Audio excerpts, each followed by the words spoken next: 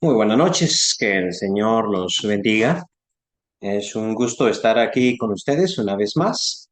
He pasado algún tiempo sin hacer estas clases en vivo, en que, bueno, voy respondiendo a diferentes preguntas que se me hacen o se me han hecho durante todo este tiempo.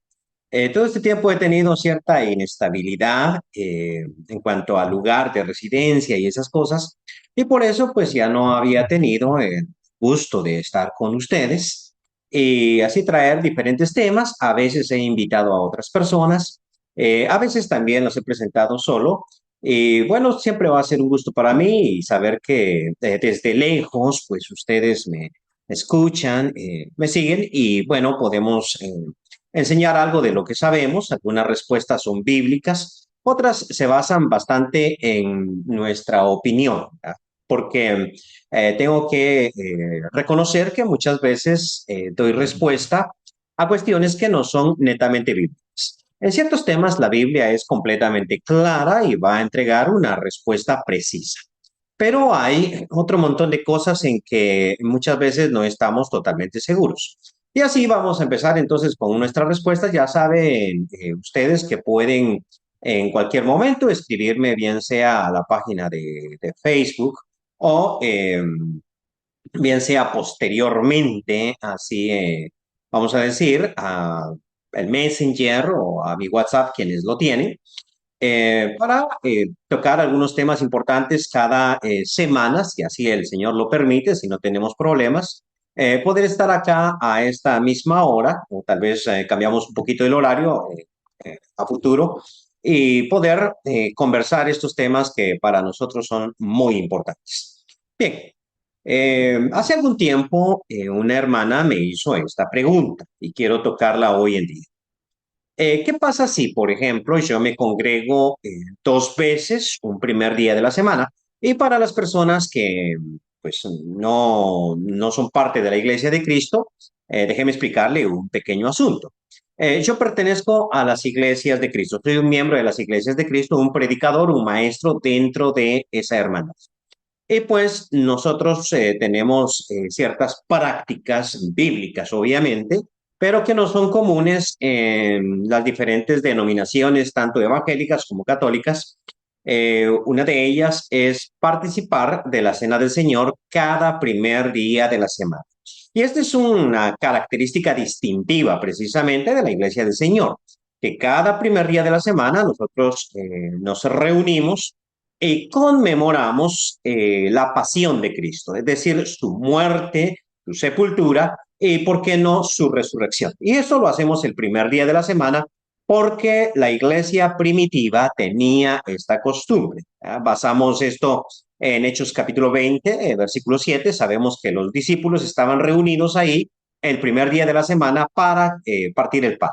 Y también a través de ciertos escritores antiguos, como es el caso de Justino Mártir, entre otros, nosotros sabemos que la iglesia primitiva tenía la costumbre de congregarse cada primer día de la semana. Y explico esto porque en muchas iglesias evangélicas, pues se participa de la Cena del Señor tres veces por año, cuatro veces por año, y en la iglesia católica actual, ¿no? Porque esto es una práctica moderna.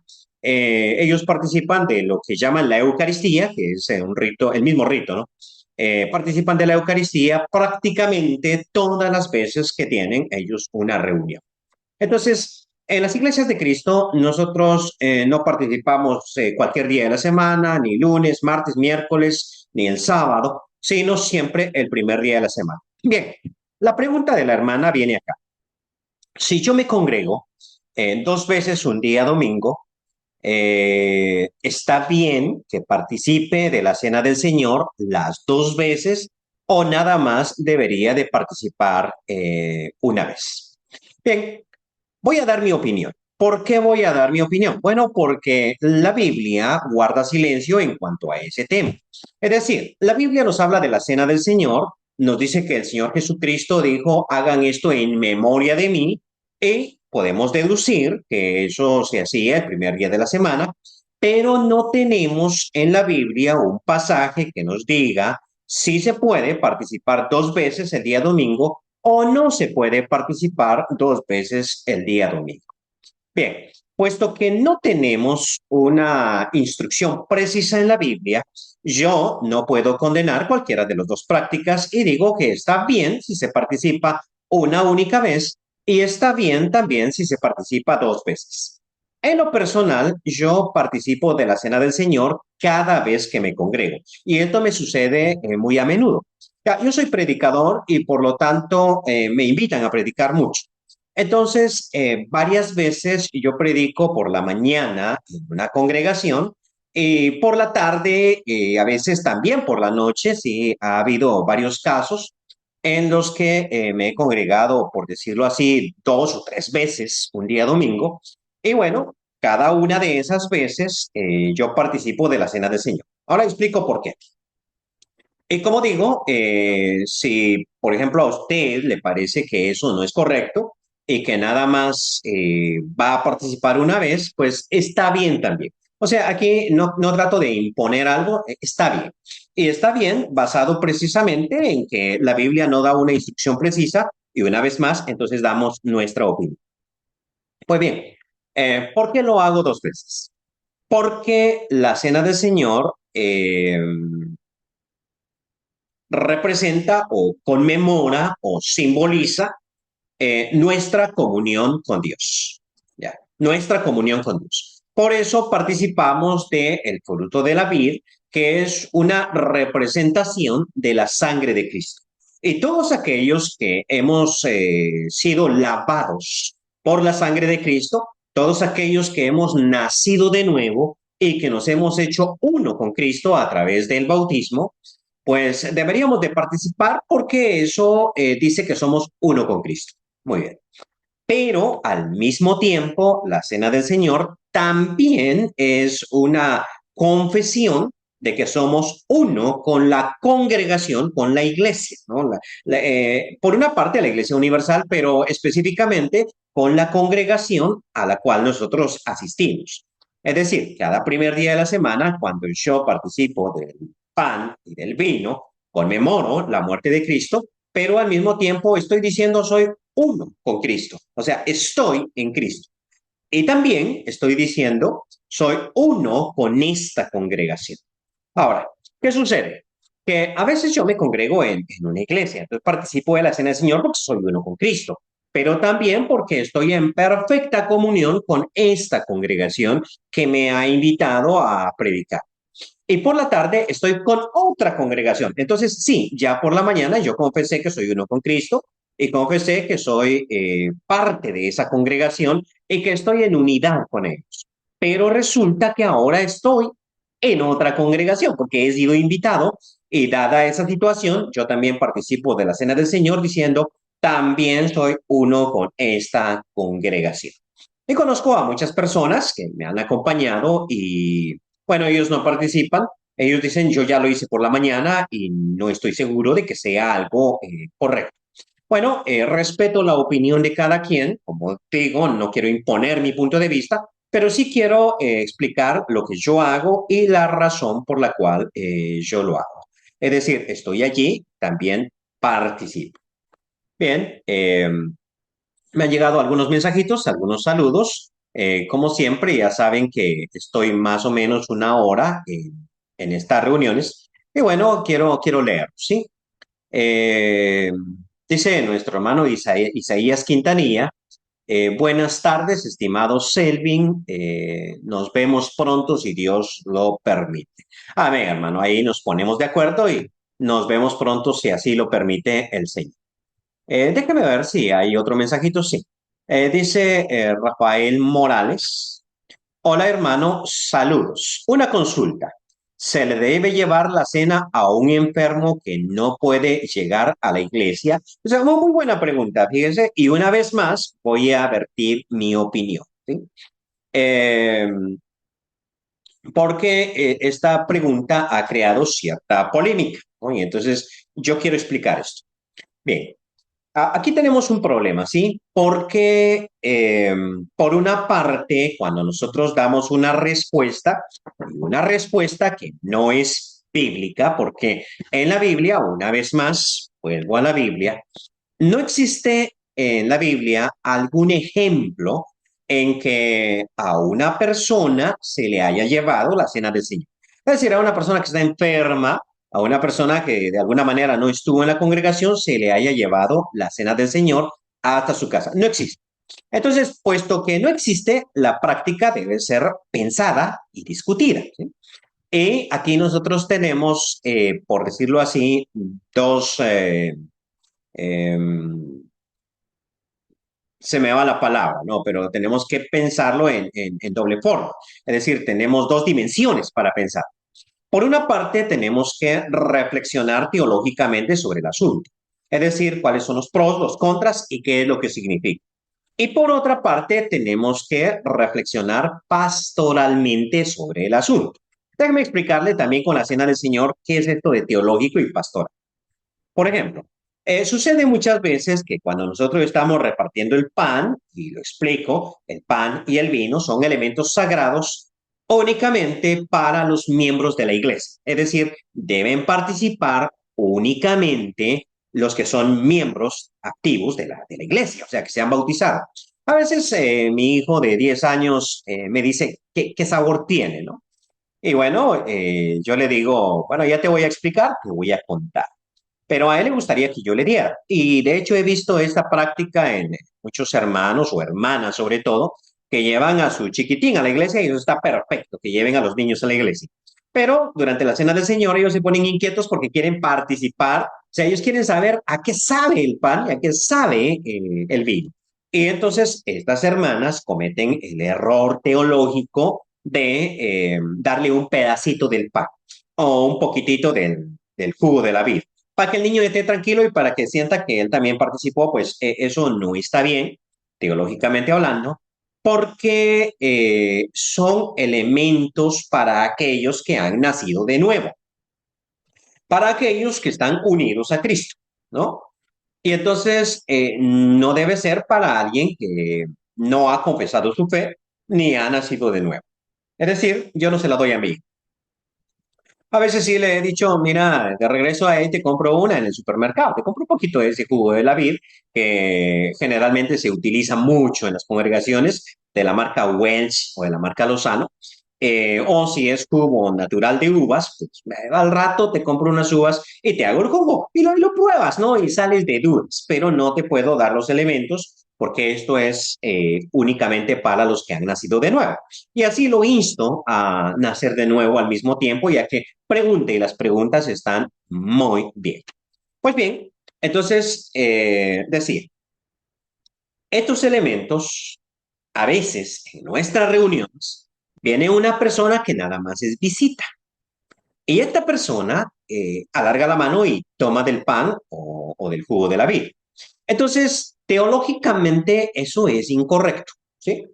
Porque esta persona no ha nacido de nuevo y por lo tanto no es parte del grupo. No es ni uno con Cristo, ni tampoco es uno con la congregación, aunque lo querramos mucho, aunque nos quiera mucho, aunque se sienta muy bien, aunque ya lleve 3, 4 años de estar reuniéndose, pues no es uno con la congregación, ¿sí? Entonces, no debería de participar de la cena del Señor, ¿sí? No debería. Pero si cuando él toma el pan, yo, por decirlo así, lo reprendo o le digo algo, pastoralmente acabo de cometer un error porque esa persona no va a volver, ¿ya? Entonces, muchas veces yo tengo que debatirme entre lo que es teológicamente correcto y lo que es pastoralmente correcto, ¿sí? Entonces creo yo que el pastoralmente correcto, pues yo debería de permitirle que lo haga y luego, más tarde, en un cafecito de buena manera, explicarle si es que todavía no lo he hecho, ¿sí? Explicarle, mira, esto es para los que han nacido de nuevo, y de la mejor manera explicarle, tarde o temprano tengo que hacerlo, ¿sí? Pero entonces no lo pierdo, no hago que se sienta mal, sino que lo hago con delicadeza, ¿no? Entonces pienso pastoralmente en él. Ok, entonces veamos aquí cómo lo teológico y lo pastoral entran en conflicto. Y esta es la sagacidad del predicador que debe tener el discernimiento para saber cuándo ser doctrinalmente correcto y cuándo ser pastoralmente correcto, porque en muchos de los casos sí se pueden ambos, pero hay ciertos momentos en que no se pueden ambas cosas. Ahora explico. Llevar la cena del Señor a un enfermo teológicamente no es correcto, porque la cena del Señor implica comunión con el pueblo de Dios. Entonces, no es el pan y el vino lo sagrado, sino es el momento, ¿sí? Es el momento, el instante en que la congregación está confesando su unidad y al mismo tiempo tenemos esa unidad con Dios. Entonces, cuando yo le llevo la cena del Señor a un enfermo, pues pierdo ese puntito importante, ¿sí? Entonces, teológicamente hablando, no es correcto. Pero pastoralmente hablando, tiene mucho sentido. Por sencillamente la persona que está enferma puede sentirse muy triste porque, qué sé yo, estoy acá en cama y no me puedo congregar con mis hermanos y quisiera participar de la cena del Señor, quisiera tener eso, pero no lo tengo, ¿sí? Entonces, el hecho de llevarle hasta su lecho, hasta su cama, la cena del Señor puede representar algo muy bueno para él, que pastoralmente hablando. Lo que sí me parece totalmente reprobable y yo estaría completamente en contra es el hecho de estarle llevando la cena del Señor a cualquier persona y por cualquier motivo. Dentro de las muchas iglesias donde yo he estado y muchos lugares, muchos países, me he dado cuenta de algunos lugares donde, por ejemplo, el hermano no viene a la reunión simple y sencillamente porque está en su negocio, ¿no? Tiene su negocio y resulta que las fechas que se van acercando a fin de año son muy buenas para el negocio, ¿sí? Entonces decidió que no se iba a congregar, sino que iba a estar en su negocio. Y bueno, como parte de la tradición, de la costumbre, algún hermano toma la cena del Señor y va y se la lleva hasta su negocio. Este caso es muy diferente, ¿sí? Porque esto es mal acostumbrar a la persona, ¿no? Si él prefirió estar en su negocio que tener comunión con el pueblo de Dios, es su elección, ¿sí? Esa es su elección.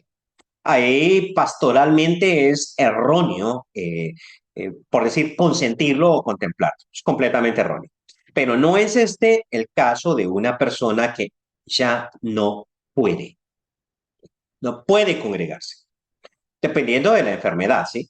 Porque hay ciertos casos donde no me puedo congregar porque estoy enfermo. Listo. Todo el día domingo.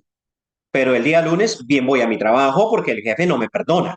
Entonces, dadas esas circunstancias, creo que es mal acostumbrar a la persona.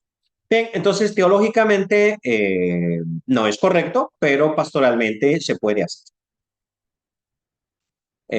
Leo algunos otros comentarios que me han llegado o preguntas. Dice Martín Morales, Dios lo bendiga siempre, mi estimado hermano Selvi. Pues, que el Señor le bendiga, hermano Martín. Siempre me acuerdo de los hermanos con mucho, mucho cariño.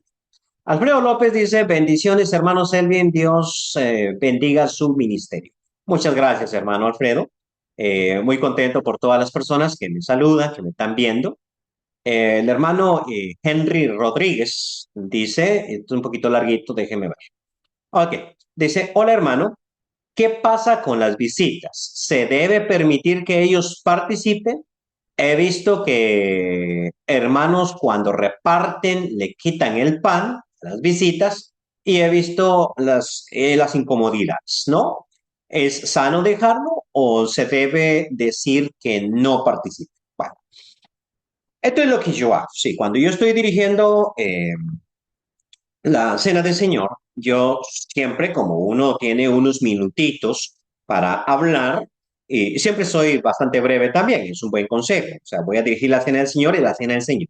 Entonces, está bien hacer una pequeña reflexión de 3, 4 minutos, 5 minutos a lo máximo sobre lo que estamos haciendo. Eso es muy bueno. Trato de no convertir la cena del Señor en otra predicación, ¿no? Porque esto pasa también y no. No es el momento para hacer una predicación, ni tampoco el momento para dar una conferencia sobre la cena del Señor y su significado. Creo que los que estamos allí ya tenemos claro el significado. Y bueno, si queremos profundizar en el significado de la Cena del Señor, pues hagamos una conferencia. Hagámoslo en otro momento. Tengamos una clase bíblica sobre el asunto. Pero ahí es para dar una meditación que nos enfoque en lo que vamos a hacer. Y generalmente yo aprovecho ahí para decir, esto es solo para quienes han nacido de nuevo. No digo solo para los hermanos, porque hay muchas visitas que se consideran hermanos, porque nadie le ha dicho que tiene que bautizarse. Entonces, digo, esto es para los hermanos. Listo, ya lo dije. Cuando yo estoy colaborando en repartir el pan, en repartir el jugo de la vid, paso la charola y alguna visita, pues toma del pan, eh, trato de no corregirla en el momento, precisamente por lo que usted está mencionando allí. Existe incomodidad. Y como existe incomodidad, entonces esto puede hacer que la persona nunca quiera volver. Ahora, yo sé que hay personas que buscan cualquier excusa para no volver. Y está bien. A veces se van por... tuve un caso, por ejemplo, en que una persona se alejó completamente de la iglesia y se fue por una predicación mía. Y cuando yo pregunté pues, qué fue lo que yo hice, o sea, qué dije de malo, la respuesta fue, es que usted dijo, y estaba predicando de Marcos capítulo 2 cuando bajan Marcos capítulo 3 cuando bajan al paralítico, ¿no? Y rompen el techo de la casa, en ese momentito, pues yo dije, ¿de quién era la casa? Imaginemos que la casa haya sido de alguien importante, ¿sí? Y entonces rompieron el techo y esa persona se sintió muy incómoda. O sea, a nadie le gusta que le rompan el techo a su casa, ¿sí? Ok, pues resulta que la persona en cuestión dijo que no volvía a la iglesia porque un predicador que se respeta nunca dice imaginemos cuando está hablando de la Biblia. Bueno, yo creo que él quería una excusa para irse, o sea, y hay personas que buscan una excusa, entonces tampoco tenemos que tener que mucho cuidado para no ofender a la gente. Pero sí podría ser que si yo le digo a la persona no tome, no participe, entonces nunca más vuelve. Entonces está bien. Voy a cargar con su pecado, ¿sí? Porque no está bien que lo haga. Voy a permitir que lo tome. Dios sabe lo que estoy haciendo, pero yo creo que sí tengo que explicarle. O sea, desde el momento en que le permití, tengo que explicarle. Solo que tengo que explicarle en un mejor momento y de una manera muy buena para que no se sienta ofendido y así pueda ganar a una persona. Entonces, es diferente, por ejemplo, que en ese momentito yo le diga, esto es solo para hermanos, a que yo le diga en otro momento, con una invitación al café o en su casa, llevando una bolsita de pan, mire, quiero platicar con usted y todo esto. Déjeme contarle que usted tiene que bautizarse, usted tiene que hacer esto, y después del bautismo usted tiene que participar de la cena del Señor. Él mismo le va a preguntar, o sea que si yo no estoy bautizado, no debería de participar, no podría participar, no poder sí puede, que usted puede hacer lo que quiera, pero no debe, ¿sí? No debe porque usted no ha nacido de nuevo. Es decir, usted no puede celebrar aniversario de bodas con una mujer si no se ha casado con ella.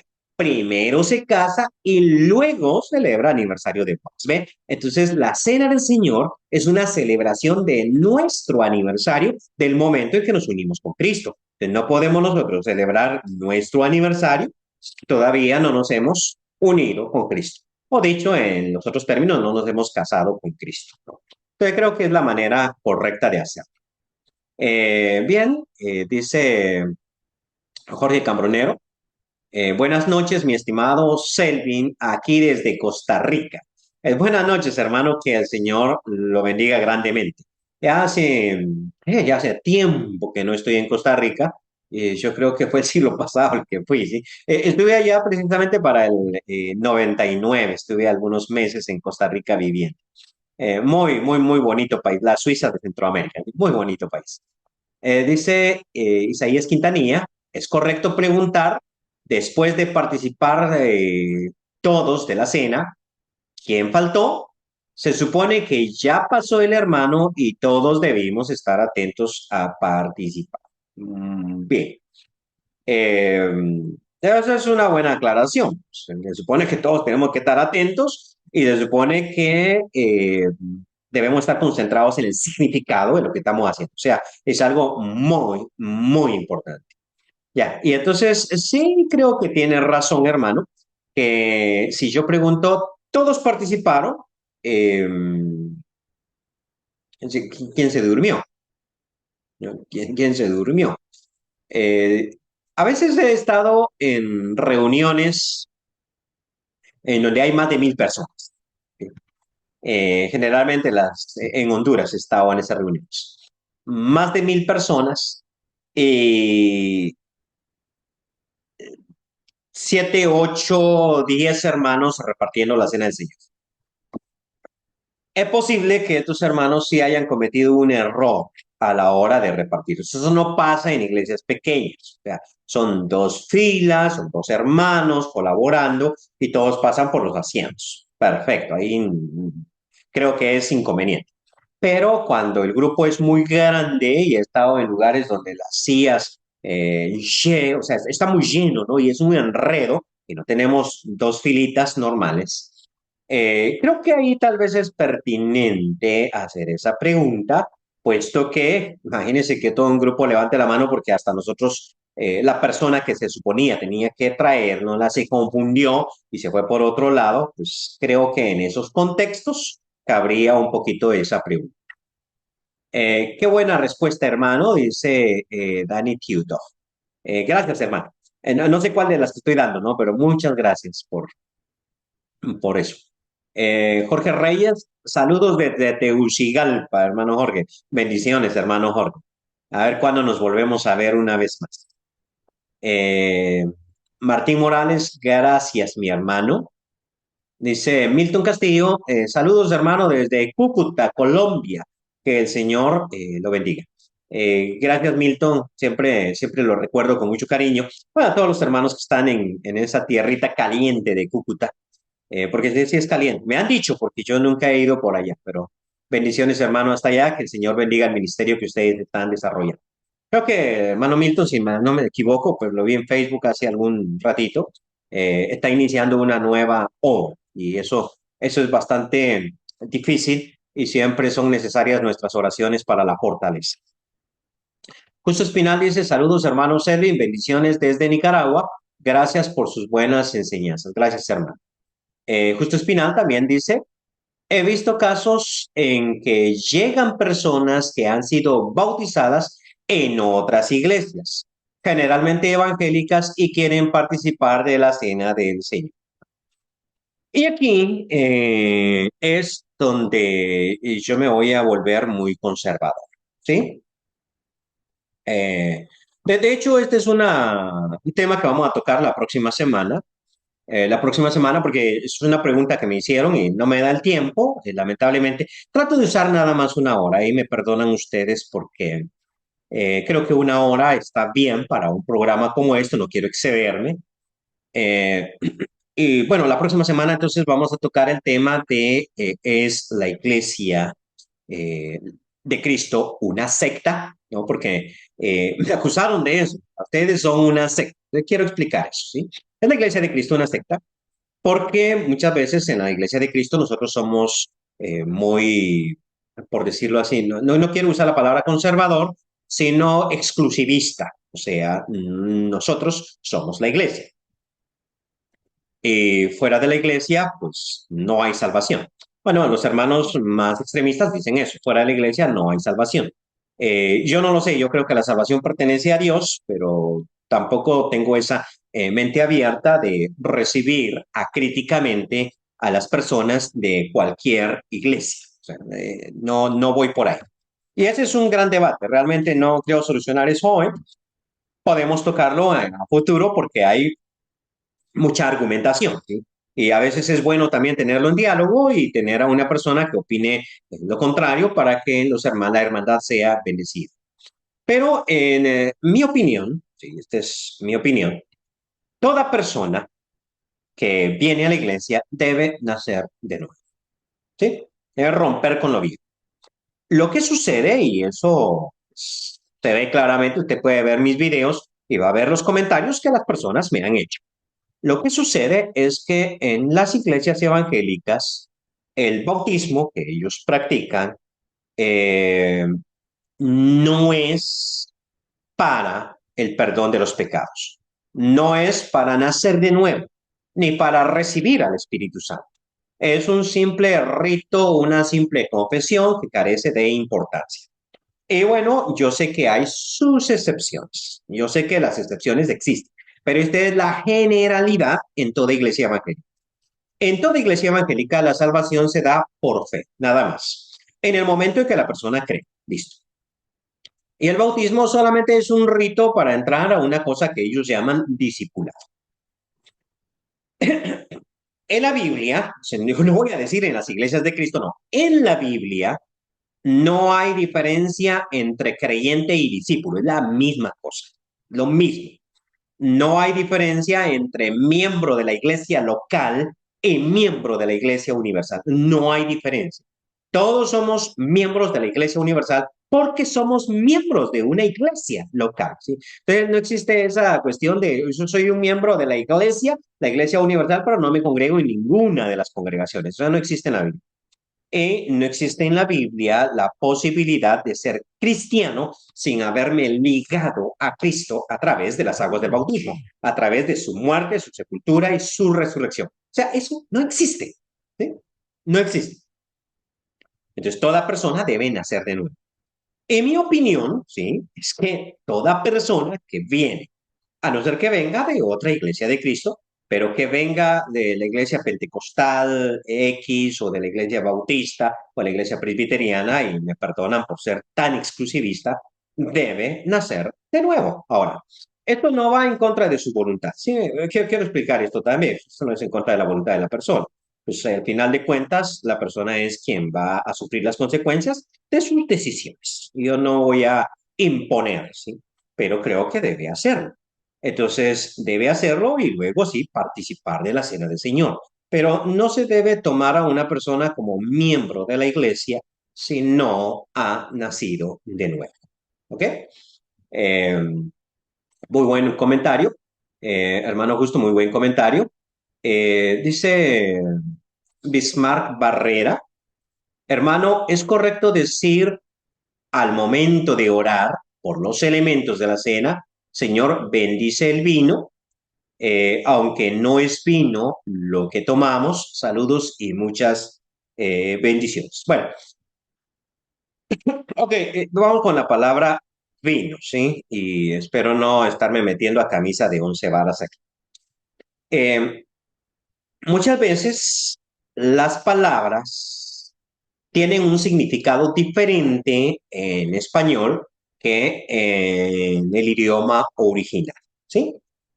Entonces, por ejemplo, en griego eso se dice oinos. ¿Okay? Entonces, oinos eh, significa vino, ¿sí? Pero para nosotros en español, vino es vino fermentado, vino con alto contenido de alcohol.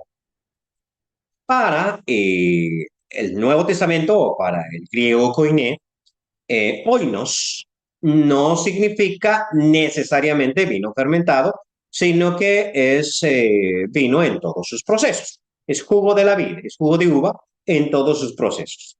Entonces, si uno, por ejemplo, compra uvas y exprime y le saca el jugo, uno va a notar que en una semana, y esto no es, por decirlo así, pues tú lo puedes experimentar en su casa, ¿sí? En una semana ya tiene cierto contenido alcohólico, ¿sí? O sea, ya está fermentado.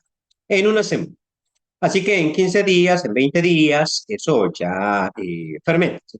Y eso en griego se llama oinos. Desde el momentito en que se exprimen las uvas hasta que está completamente añejo. Eso se llama oinos. Pero en español, no. Una cosa es el jugo de uva y otra cosa es el vino fermentado. Entonces, ahora, el vino que utilizaban en la Cena del Señor los cristianos primitivos estaba fermentado. La respuesta es sí, estaba fermentado.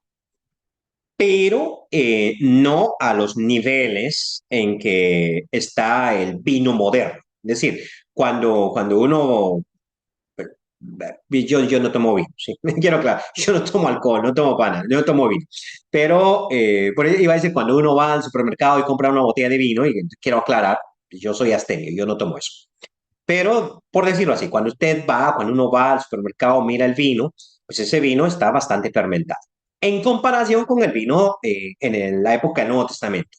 Ese vino no tenía esos niveles de fermentación porque durante toda la Edad Media los monjes encontraron formas de alcoholizarlo más. Entonces no tenía ese nivel de fermentación, por una parte.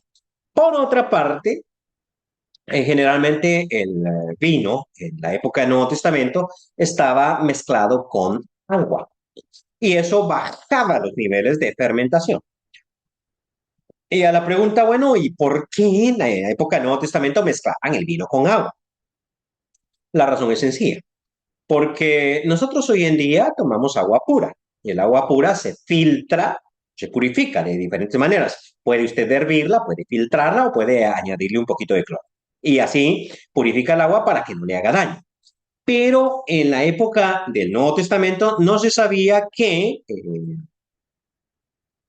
hirviéndola se purificaba, ni tampoco se sabía nada sobre cloro y esas sustancias que nosotros hoy en día conocemos. Entonces, el método que utilizaban ellos para purificar el agua era agregarle vino. Entonces, cuando sacaban la cosecha de vino, llenaban los garrafones de jugo de uva, lo dejaban fermentar, pero luego ese jugo de uva, para que alcanzara a bebida para el año, bebida de la familia, pues mezclaban, ¿no? Mezclaban con agua y no había ciertos porcentajes. Depende, si tenemos solo un par de odres de vino y tenemos una familia numerosa, pues se lo mezclamos a mucha agua y viceversa. Pues, si soy un hombre rico, lo tomo más puro. Entonces quiere decir que el vino que usaban para la cena del Señor era vino que sí estaba fermentado, pero tenía niveles de alcohol muy, muy bajos por las costumbres que ya estoy mencionando. Por una parte, no se podía alcoholizar y por otra parte, se mezclaba mucho con agua. ¿Sí? De hecho, si uno va a una iglesia católica, va a notar que el sacerdote utiliza cierto vino para consagrar, ¿no? Cuando da la Eucaristía. Ese vino que él utiliza no tiene altos niveles de alcohol. O sea, ellos no compran en un supermercado el vino, sino que ellos lo producen. Eso se llama vino para consagrar. O sea, es una marca especial. En Honduras, por ejemplo, se cultiva en Comayagua, es de ahí de Honduras. Y se saca ese vino que es para consagrar, que es más suave.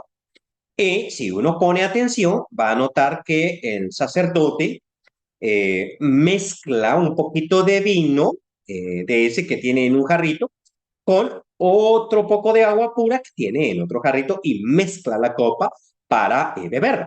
Ahora, ¿por qué hace eso el sacerdote? Muchas cosas que tiene la Iglesia Católica provienen de siglos de tradición. Entonces, él hace eso precisamente porque en la iglesia primitiva se mezclaba el vino, agua. Y lo sabemos porque este escritor, que se llama Justino Mártir, más o menos, no tengo la fecha de cuándo escribió, sé que él murió en el 162. O sea, eso quiere decir en el siglo segundo. Y entonces, antes de su muerte, pues más o menos para el 150, por decir algo, él escribió un libro que se llama Apología, y en ese libro detalló cómo participaban ellos de la Cena del Señor, y entonces él habla de esas mezclas. Nosotros, creo yo que lo correcto, que no era la pregunta, ¿no? Estoy contestando a lo que no era la pregunta, pero creo que lo correcto para nosotros es, eh, déjeme participar con fruto de la vid, es decir, con jugo de uva, no con vino. El jugo de uva y el vino tienen exactamente el mismo contenido. O sea, al vino no se le agrega, es jugo de uva que ya se ha fermentado. No se le ha agregado nada, todo está allí, solo es un proceso a través del cual el vino va, el jugo de uva va, mientras se vuelve añejo. Así es de que perfectamente igual. pero conociendo mi cultura latinoamericana, debemos participar con jugo de uva. ¿Por qué? Porque muchas veces dentro de nuestra hermandad hay personas que en su mundo antiguo pues eran alcohólicos y un alcohólico no puede probar el alcohol o tendrá una fuerte tentación a recaer en el vicio. Entonces, por el amor al prójimo, por ese cariño pastoral, no debemos usar vino. Sé que en ciertos lugares, por ejemplo en Cuba, ellos participan con verdadero vino. O sea, en las iglesias de Cristo en Cuba, ellos utilizan vino fermentado en la cena del Señor. Claro que es un poquitito, ¿no? Pero utilizan vino fermentado. De hecho, cuando yo estuve en Cuba, tuve el problema de que nadie me avisó que así era la cosa. Entonces, yo estoy participando en la cena del Señor y la costumbre mía es agarro la copa pues me la echo hasta el fondo porque es jugo de uva, ¿no? Y nadie me dijo que eso era vino. Y bueno, eso fue muy feo, muy gracioso, tal vez para alguien, qué sé yo, pero yo estaba sentado en primera fila y me ahogué, empecé a toser como si hubiese tragado chile, por ejemplo, porque me estaba ahogando. No me esperaba el contenido alcohólico y bueno, me afectó, ¿no? Si me hubieran avisado, no sé qué hubiese hecho, ¿no? Pero en Cuba participan con vino, porque ellos no tienen el acceso que nosotros tenemos a las uvas, no tienen el acceso que nosotros tenemos, por ejemplo, al jugo de uva, porque muchas veces para estos países eso se convierte en un lujo, ¿no? Hay un momentito en que, por ejemplo, para el gobierno sandinista en Nicaragua, en un momentito en el pasado, se consideró que el jugo de uva importado era un lujo.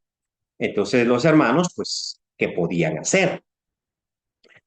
Si ya no tenían el jugo de uva y a veces no se tienen las uvas. Hoy en día uno puede tener en cualquier supermercado uvas todo el año, sí, y puede sacarle jugo a las uvas. En la iglesia primitiva no tenían supermercado ni tampoco tenían procesos para tener uva todo el tiempo.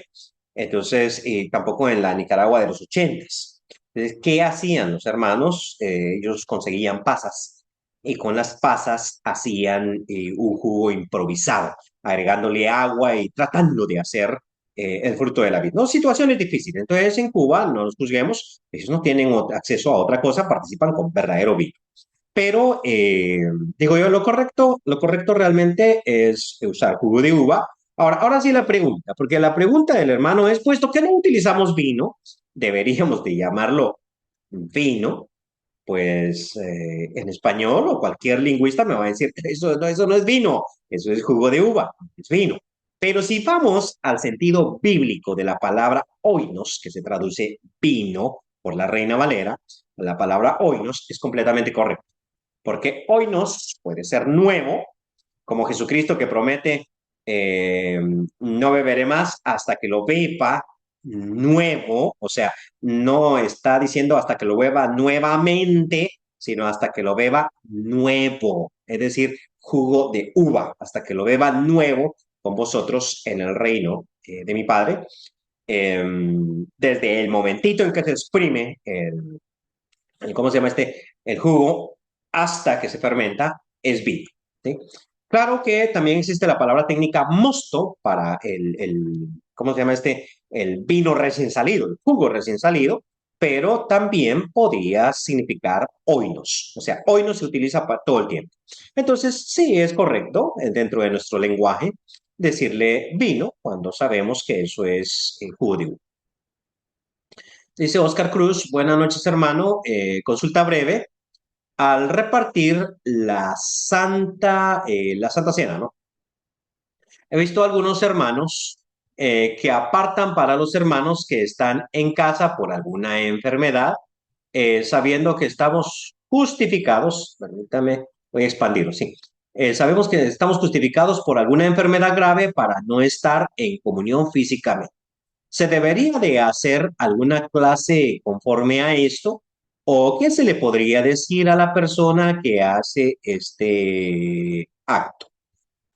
Bien, ya lo comentamos y ya dijimos, entonces lo voy a decir breve. De todas maneras, esta charla queda aquí en Facebook por algún tiempo. Facebook va a eliminarlo tarde o temprano porque ellos hacen eso, ellos eliminan eh, los envíos, pero queda ahí por algún tiempo. Sin embargo, yo también voy a subir este conversatorio a mi cuenta de YouTube y entonces ahí va a quedar por mucho más tiempo, es más, hasta que me cierren el canal, ¿no? Porque eso también puede pasar. Entonces, se puede ver ahí la explicación que yo estaba dando. En resumen, decía que teológicamente hablando es incorrecto. Entonces, sí, tal vez debería de hablar con estos hermanos. Pero pastoralmente es muy bonito visitar al enfermo, ¿sí? Entonces puede sentirse muy bien porque puede estar triste. Entonces tengo que medir las dos cosas. Pastoralmente, ¿qué significa? Y teológicamente, ¿qué significa? Sobre todo en los temas de matrimonio, pensar en lo pastoral y pensar en lo teológico es muy importante porque no siempre es lo mismo. Me perdona si no contesto a cabalidad porque lo hice anteriormente. Byron Castro dice, bendiciones hermanos Elvin, saludos, saludos, saludos Byron. ¿Eh? Que el Señor lo bendiga siempre. Wilder Torres dice, saludos y muchas bendiciones hermanos Elvin. Y Oscar Cruz dice, que se extienda hasta la medianoche la clase. Gracias hermano. A ver, tengo que trabajar mañana. Pero eso estaría bueno, sí, estaría bueno. Lo que pasa es que si hablo hasta medianoche, pues, se me va a acabar el tema y la próxima semana ya no va a tener tema. Dice Oscar Cruz, así que se extiende hasta la medianoche. Gracias, hermano. Dice Milton Méndez, obedece otra forma de doctrina, como dijo usted, tiene que romper con lo viejo. Sí, sí, definitivamente. O sea, esto es algo básico, pero a veces se nos olvida. A veces se nos olvida. Eh,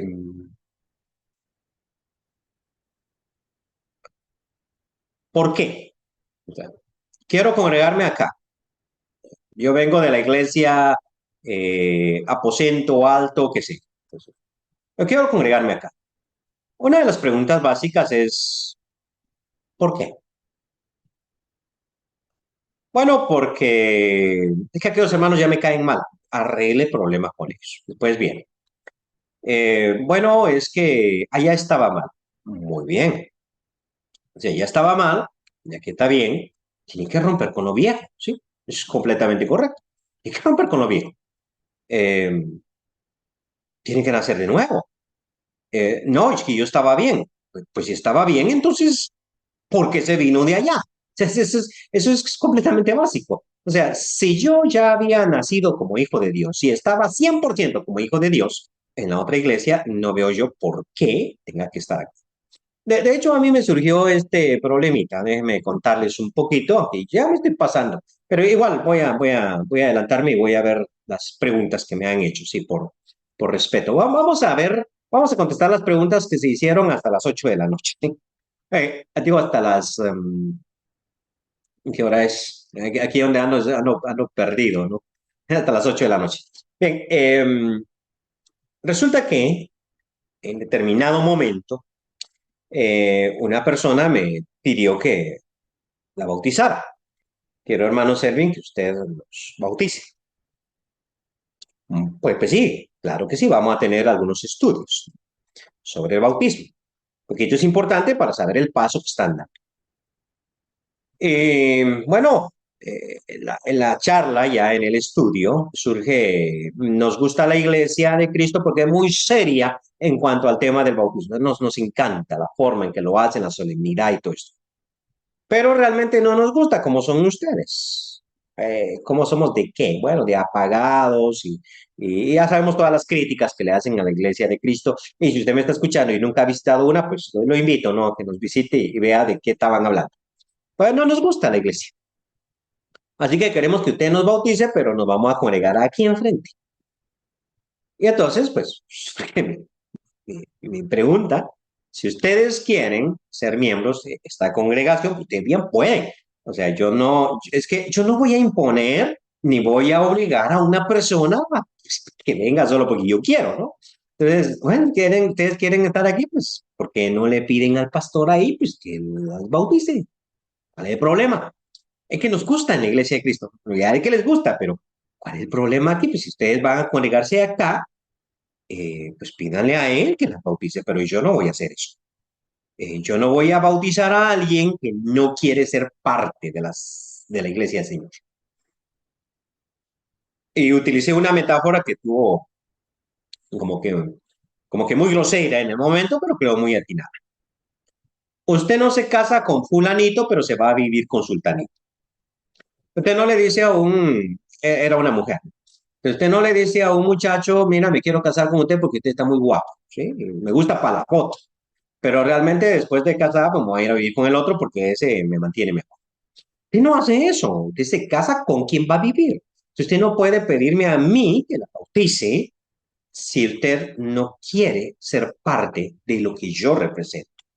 Bueno, no se bautizaron, ¿qué le voy a hacer? Pero no voy a jugar al bautismo, ¿sí? Muy bien, muy buen comentario, hermano Milton. Isaías Quintanilla dice, a mí me han preguntado por qué no puedo participar de la cena y de la ofrenda lo hago y nadie me dice que no. ¿Qué puede contestar a eso? Quiero contestar que pues, es una muy buena pregunta. O sea, en primer lugar, o sea, quien haya hecho esa pregunta ha dado en el clavo en una cosa. Sí. Los hermanos que nosotros llamamos antis, ¿no? Yo sé dentro de la hermandad de la Iglesia de Cristo hay ciertas personas que llamamos antis. Incluso nuestro hermano Barros, que tuvo el conversatorio conmigo, se autodenominó así. Por eso lo digo. Ellos insisten mucho en que la ofrenda es exclusivamente para los santos, ¿sí? Para los santos. Eh, yo no comparto esa opinión y en otro momentito podríamos hablar de eso. Pero voy a hacer el énfasis contrario. Creo que la ofrenda es y debe ser exclusivamente de los santos. Es decir, que una persona que no ha nacido de nuevo no debería de ofrendar. ¿Sí? No debería. Una vez más, pastoralmente, yo no le voy a decir no queremos su plata, no queremos su dinero, no lo voy a hacer. Si es una persona que tiene dinero mal habido, hay muchas personas que tienen dinero y lo hacen mal, es decir, tiene un negocio muy, muy mal. Y no quiero dar aquí ejemplos y de pronto viene y da mucho dinero a la iglesia. Yo creo que es mi responsabilidad decirle no gracias. Con buen modo, ¿sí? O sea, con muy buen modo, mire, es que es así, yo no puedo recibir su dinero porque no es compatible con lo que nosotros somos, con nuestra filosofía, ¿sí? Con lo que nosotros somos, con nuestra doctrina. Pero nosotros vamos a ver el mandamiento de ofrendar única y exclusivamente para los cristianos en el Nuevo Testamento. Es decir, nunca en el Nuevo Testamento aparece en algún momento que la iglesia haya recibido dinero parte del mundo. Ok, no aparece que lo haya recibido. Mucho menos que el apóstol Pablo, que es el que más escribe, o cualquier otro apóstol, haya sugerido que el mundo tenga que ofrendar para la iglesia. Eso no pasa, ¿sí? Eso no pasa. Y pasa mucho hoy en día. Y creo que eso está mal. Creo que está mal. Pasa mucho hoy en día. Conozco algunas congregaciones que van a hacer un edificio. Listo. Y lo primero que hacen es solicitar ayuda a un alcalde, a un político, que nosotros sabemos de sobra que son corruptos, pero a la hora de hacer campaña política ellos ofrecen, ¿no? Y entonces ellos dicen, oye, te ayudo con tu edificio y claro, eso va a hacer que, ¿cuántos miembros tienen ustedes? 100, 150, 200, son 200 votos a mí, ¿no? Entonces, yo creo que eso es incorrecto. Creo que si la congregación no tiene las fuerzas suficientes para construir su edificio, pues podría solicitarlo a otra congregación, pero no a personas del mundo, mucho menos hacer rifas y hacer un montón de cosas. Creo que eso no es el camino correcto. Sí, creo que ese no es el camino correcto. Creo que la ofrenda es de los santos. que son los miembros de la iglesia, los encargados de ofrendar. Y de hecho ha sido parte de mi discurso desde hace muchos años ya. Cuando a mí me ha tocado oficiar la cena del Señor y también recaudar la ofrenda, siempre digo, si ustedes visitan, y creo que podríamos profundizar un poquito más en eso, porque igual tal vez lo que acabo de decir es completamente nuevo. De hecho, yo estaba en una reunión, cierta ocasión, y me pidieron que diera la cena del Señor, entonces yo lo dije en público. Dije, si ustedes visitan, y yo no conocía a quién estaban ahí, no se sienta obligado a ofrendar. O sea, si lo quiere hacer, es un asunto muy suyo. Pero esto que vamos a hacer es la recaudación de la ofrenda por parte de los miembros de la iglesia. O sea, es un privilegio para nosotros dar, es un mandamiento para nosotros los cristianos. Eso no es para el mundo, ¿sí? Entonces, si usted no es, pues esto no es para usted. Ya, pues como digo, pastoralmente tampoco le voy a impedir a una persona que deposite un dinero ahí, tampoco voy a hacer eso, porque se va a sentir mal. Entonces, no, pero no, no es para usted. Y pues tenía la visita de un hermano esa semana, listo, que me voy a buscar. Y hermano, eso que usted dijo está muy raro, explíquemelo por favor, ¿no? Bueno, lo hice, se lo expliqué, pero eso es porque nunca lo hemos escuchado. Entonces, claro, esta persona tiene toda la razón, la que hace esta pregunta. Oye, ¿por qué cuando va a participar en la cena a mí no me permiten, pero a la hora de poner plata, entonces sí, y hasta a veces me lo exigen, ¿no? En ciertas iglesias evangélicas uno aparece el primer día y ya le ponen el sobre para el 10, sin preguntarle siquiera si ha nacido de nuevo. Dice, hermano, ¿qué consejos, perdón, Rafael Morales dice, hermano, ¿qué consejos puede dar en la siguiente situación? El templo es pequeño, los miembros muchos, y el templo no los puede contener a todos, y el calor es fuerte. Imones. No sé qué quiere decir imo. Y para tomar la Santa Cena tiene que estar dentro del templo, de lo contrario no se lo da. Ok, esto es tema para una clase completa, ¿sí? Es tema para una clase completa. Creo que eso no es correcto, ¿sí? Creo que eso no es correcto. Viene de un mal entendimiento del edificio. Aquí estoy en el edificio de la iglesia. O sea, esto es el edificio de la iglesia, aquí estoy ahorita. Resulta que lo que nosotros tenemos aquí es paredes, piedras, cemento, ladrillo, madera. Esto no es templo. En el Nuevo Testamento, el único templo es la iglesia, pero con iglesia me refiero al conjunto de los redimidos. Ellos son el templo. O sea, cuando, por ejemplo, 1 Corintios, capítulo 3, versículo 16, dice que el que destruya el templo de Dios, Dios lo destruirá a él, se está refiriendo a quien destruya a la iglesia, ¿no? Entonces, hay un error de percepción, ¿no?, por parte de algunos hermanos, algunos teólogos, en que al edificio lo llaman templo, ¿sí? Al edificio lo llaman templo. Y eso conlleva a muchos errores. Por ejemplo, prohibir el beber o tomar un cafecito en el edificio, que creen que eso es un templo, al estilo del templo de Jerusalén. Por ejemplo, esto que está usted mencionando acá, que la cena del Señor debe tomarse exclusivamente en un lugar. Eso es precisamente porque esta es la enseñanza.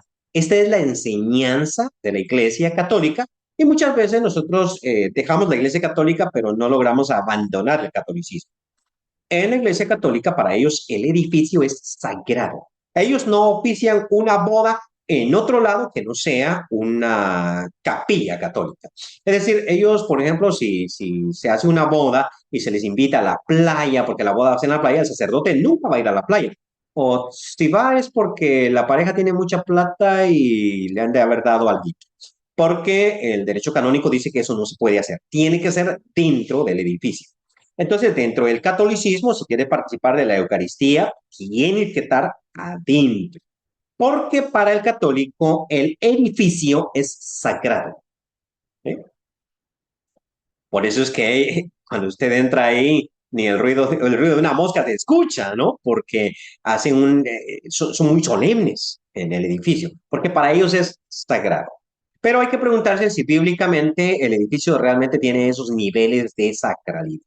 Y creo que en el Nuevo Testamento eso no existe. Primero, porque la iglesia del Nuevo Testamento no tenía edificios. Ellos se congregaban en casas o se congregaban en campos abiertos bajo un árbol. Entonces no tenían edificios. El primer edificio del que nosotros tenemos noticia de que existió data ya del siglo IV, más o menos en la conversión de Constantino.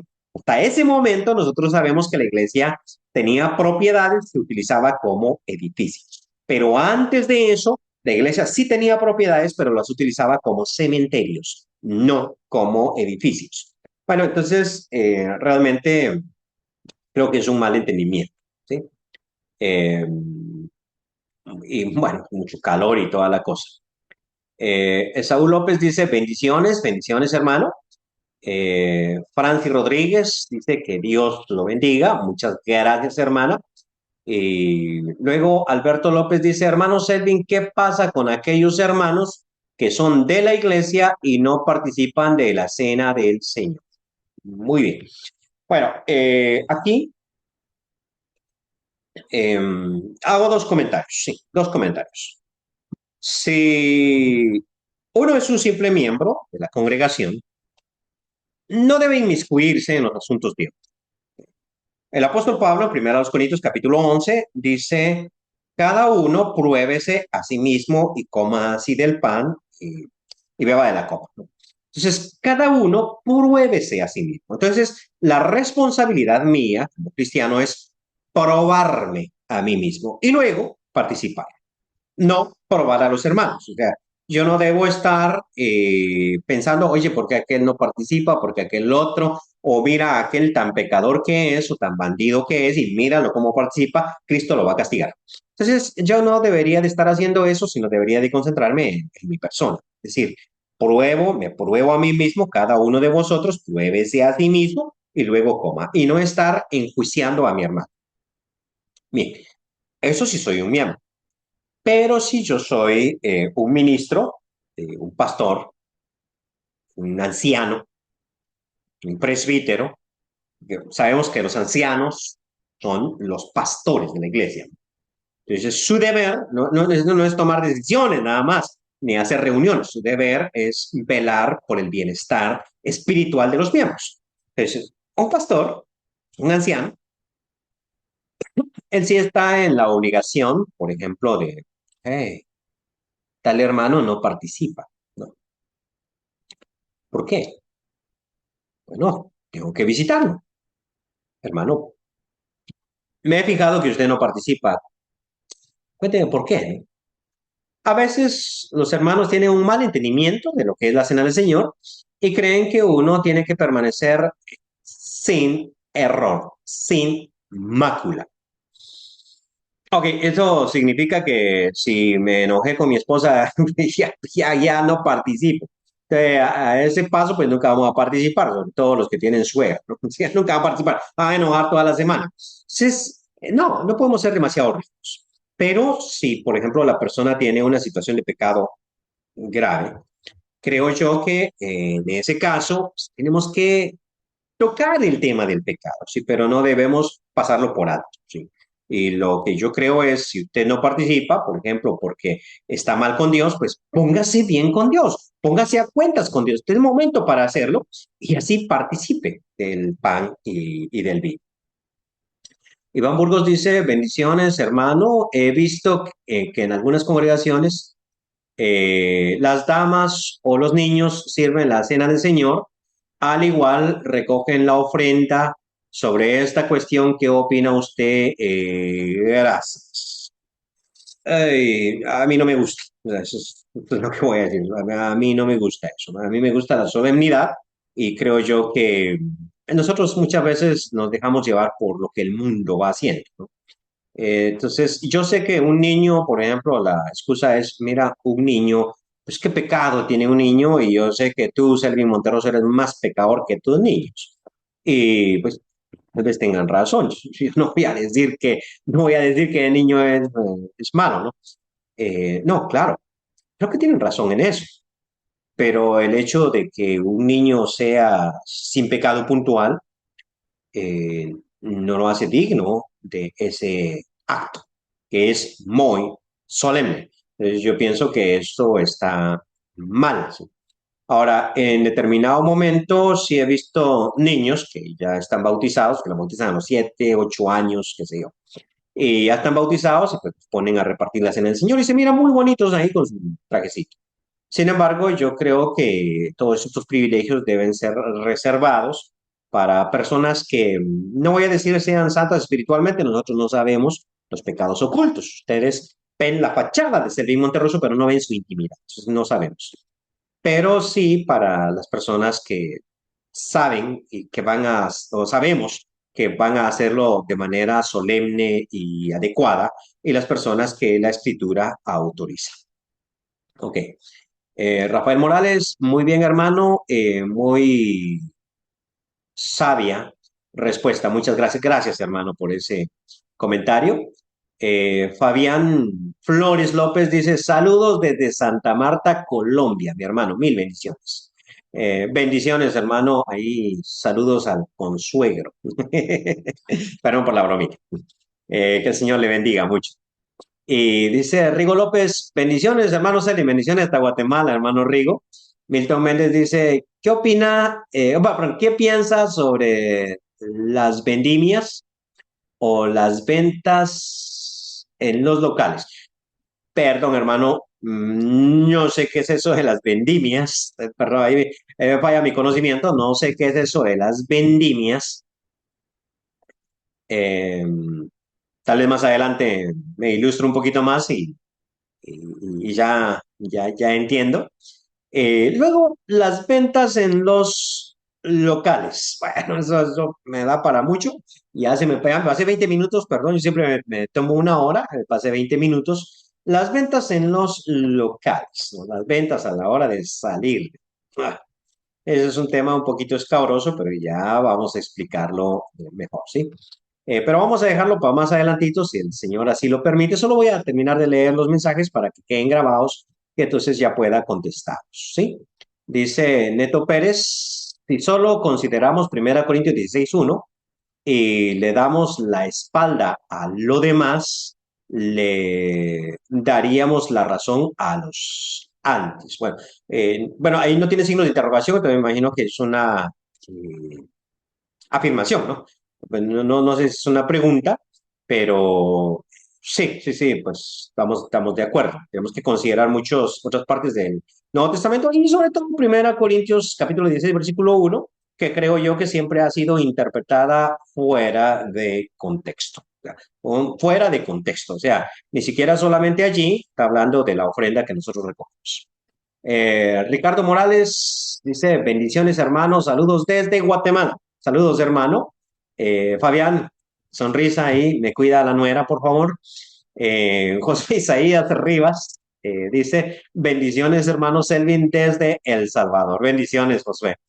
Y luego José Efraín Hernández dice, hermano, en la cena del Señor no es mejor decir que jugo de la vid en vez de vino por aquellos visitantes que a veces creen que tomamos vino. Bueno, sí, claro, en el aspecto pastoral tiene usted razón.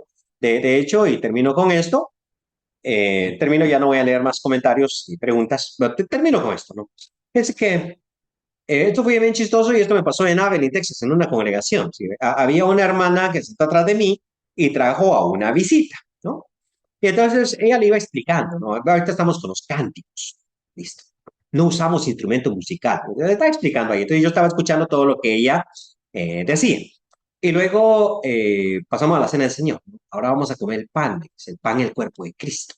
Aunque el predicador estaba diciendo algo parecido, ella le estaba explicando.